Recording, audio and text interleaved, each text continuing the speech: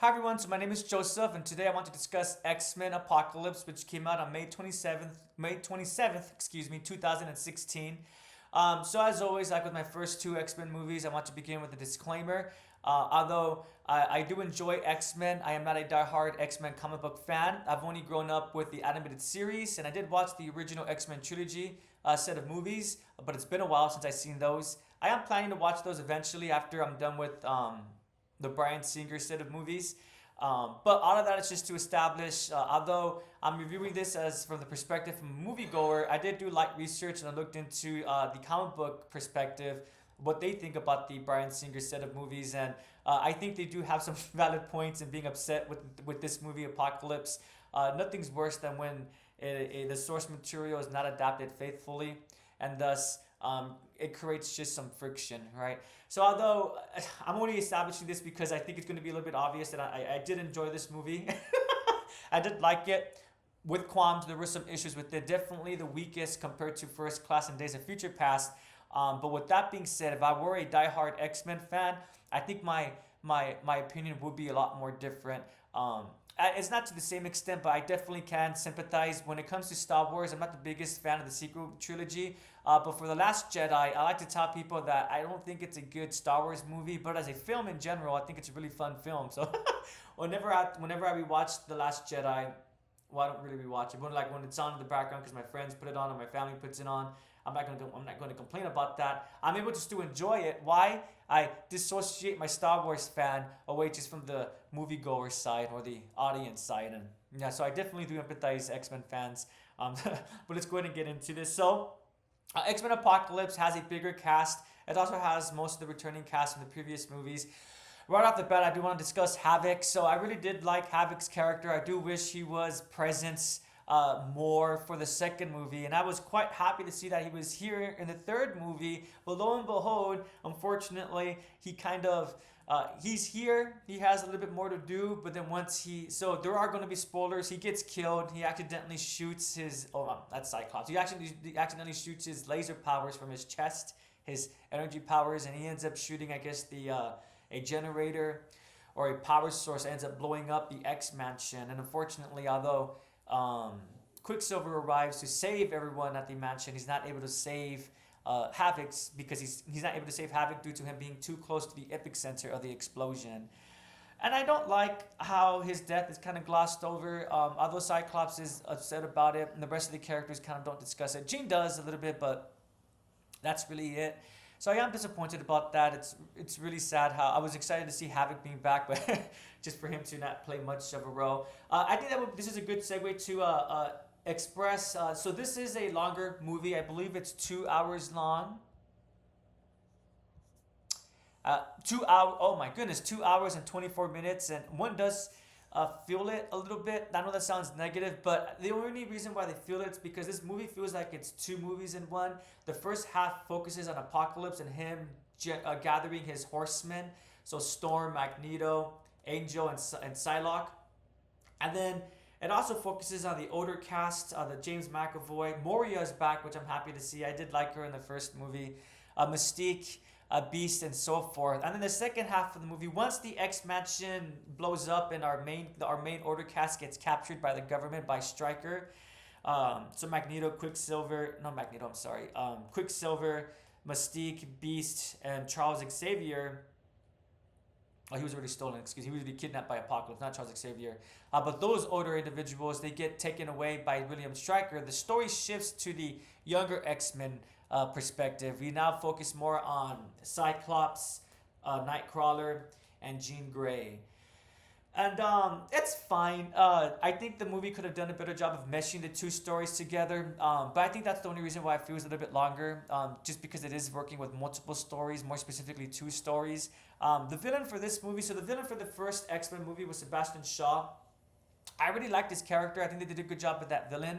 The second movie's villain, I would argue was much more a villain symbolically. The villain was Mystique and stopping her from doing her actions. Right. I really like that movie's quote unquote villain. I feel like it was very. Oh, I guess Trask would also be the more direct antagonist. But again, Mystique was the one that they were trying to stop, and I really did feel like that was more a personal movie, a movie about the relationship between Mystique, Magneto, and Charles Xavier. This X Men movie, our villain is Apocalypse. But I'm going to have to say, I haven't really seen. The actor's name is Oscar Isaac. I was going to call him Oscar Isaac Clarke. I think maybe that's from Dead Space. Excuse me. But Oscar Isaac, I haven't really seen him in anything else besides for Star Wars, so I'm not really familiar with his acting skills. Like for example, the actor who portrays Andor from Star Wars, I really liked him in Rogue One, and I did watch Andor, and I think he did a great job with his acting skills. So I'm not really going to discuss Oscar Isaac's acting skills. For all I know, he's a great actor, but unfortunately, the director just didn't know how to direct him. I'm just going to talk about the character himself, Apocalypse. He was a very boring character, in my opinion. He wasn't very intimidating. There was this one part after they rescued Charles. Apocalypse is trying to transfer his essence and his mind into Charles Xavier's body to take his powers. And the X-Men are able, specifically Nightcrawler, is able to go in and rescue and pull out Charles Xavier from that situation. And when Apocalypse comes back, when he gains consciousness, he does like this really weird yell. I was confused about that screams because it sounded very animalistic, yet he's not animalistic. He's very humanoid. He is human. He's just a mutant, right? So I was confused about that. And there's also I have a love-hate relationship with Apocalypse because although as a villain he wasn't very intimidating, as an individual he was interesting. I like the way that I love the way he was speaking with his mutant brothers and sisters. I love the way that he came to them as a quote unquote savior. That was a cool demeanor to see, a cool side of Apocalypse to see. But just again as a villain, I just didn't really feel his powers were intimidating. I'm not going to lie. The 2 points. There's one part where he puts a human into the wall. That part was crazy. That person was still alive, like they just become part of the wall. And there's also another part where the factory workers that Magneto was about to kill because they reported him being a mutant, where he puts everyone just down into the floor. It really reminded me as above, so below, which I guess is inspired by Dante's Inferno. So, because I do know in Dante's Inferno, there's a portion where legs are sticking out. I've only read excerpts from Dante's Inferno. I've yet to have read the full piece. Hopefully one day I will. I am planning to one day. But anyway, going back to X-Men, that part was really crazy. I was like, oh my gosh, that part was intimidating. But he was only intimidating when he was fighting against humans. When he came against other mutants, it just wasn't there. So the first movie I did discussing cameos. The first movie I discussed Wolverine's cameo. I was not really. I felt like it could have been more organic. The second movie, I liked how they incorporated that cameo into the story. I think that they did a great job about that. Now for the third movie, going back to Wolverine's cameo, I didn't like it. I know some comic book fans did appreciate the fact that he looked more like his Weapon X comic book counterpart, but it just felt out of place. And I don't want to get into the continuity of the X-Men movies, specifically the Bryan Singer movies, but it just mucks things up a little bit, and I'm just not the biggest fan. I know why they added it, and it kind of does veer into the world of organicness, but just at the end of the day, I'm not the biggest fan of what they did for that portion. It took away from giving characterization or more moments to to a Cyclops, Jean, and Nightcrawler.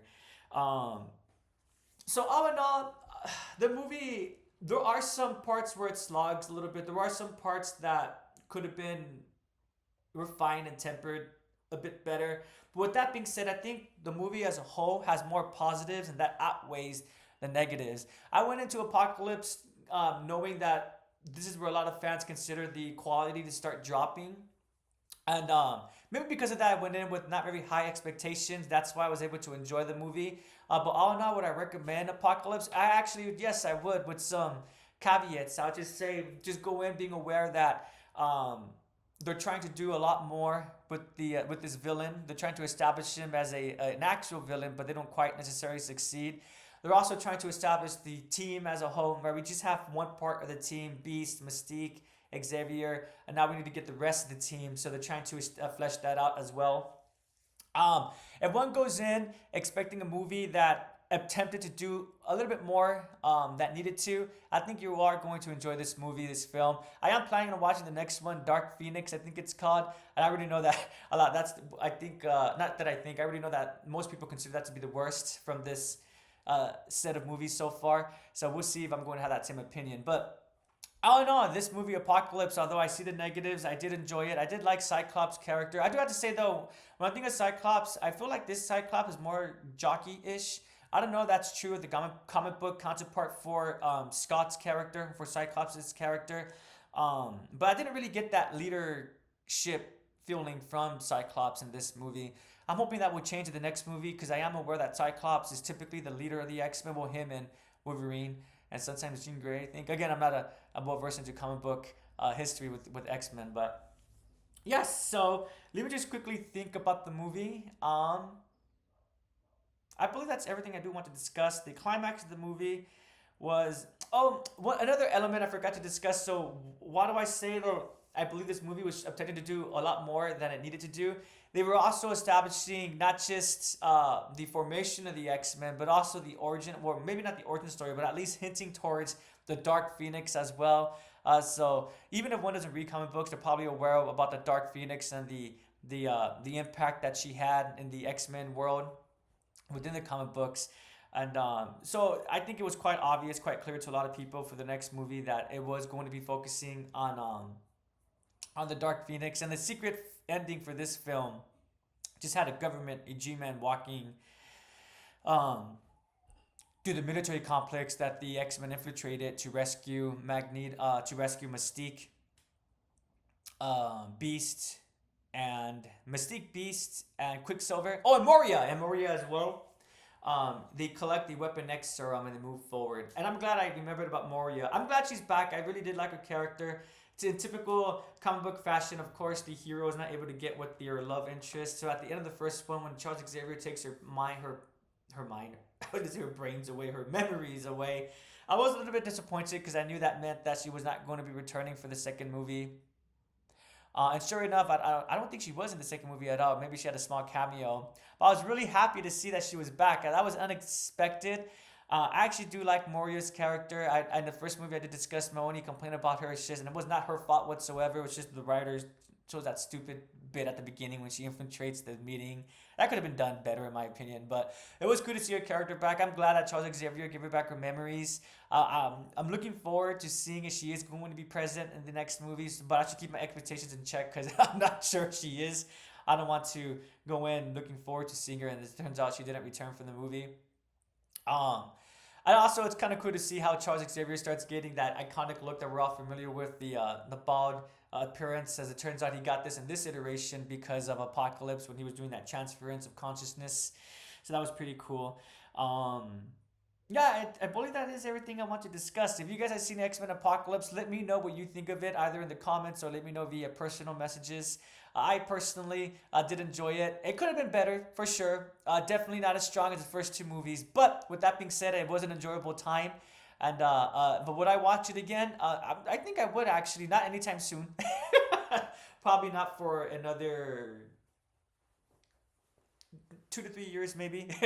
But if someone was to, if one of my friends wanted to watch it, I wouldn't argue or go against that idea. I would love to hear their perspective.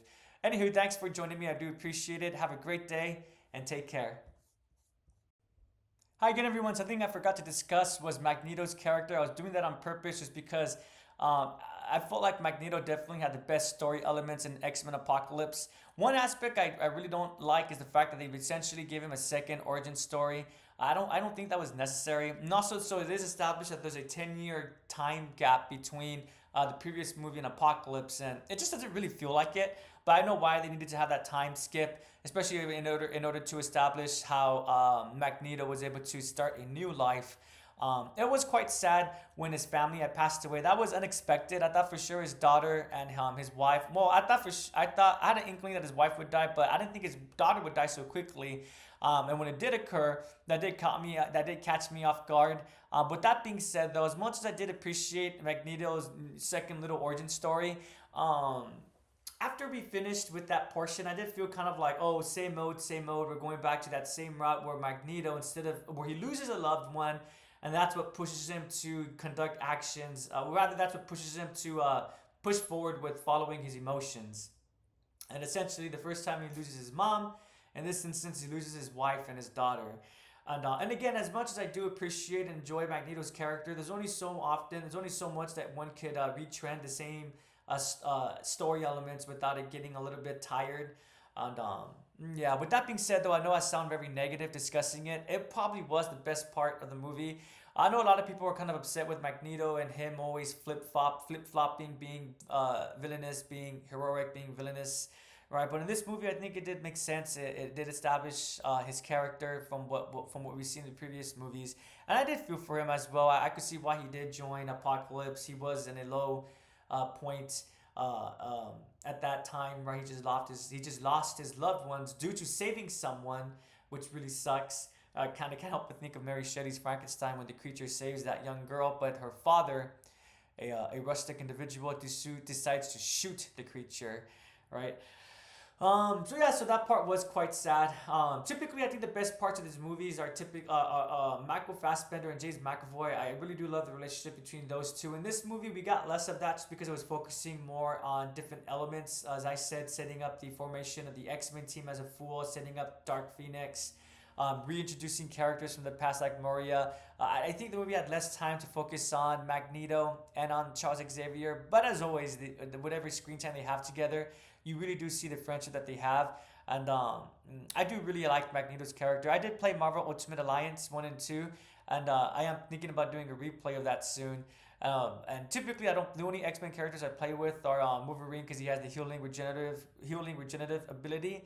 But when I play again, I'm definitely thinking about including Magneto, Jean Grey, and I think Cyclops is in it. It's been a while since I played it, but yeah, I just wanted to make sure I included that. Part of me, as always, I do appreciate your patience. This is like the 4th or 5th time that I'm adding a addendum to one of my videos. Hopefully you found it interesting. Hopefully it makes sense why I'm including it. Thank you so much for listening to the first half, and you made it this far. I appreciate that as well. Have a great day and take care. Actually, before I shut off the video, let me make sure and think that is everything I want to discuss. I don't want to do this for a third time. Yeah, we're good to go. Bye, everyone. Take care.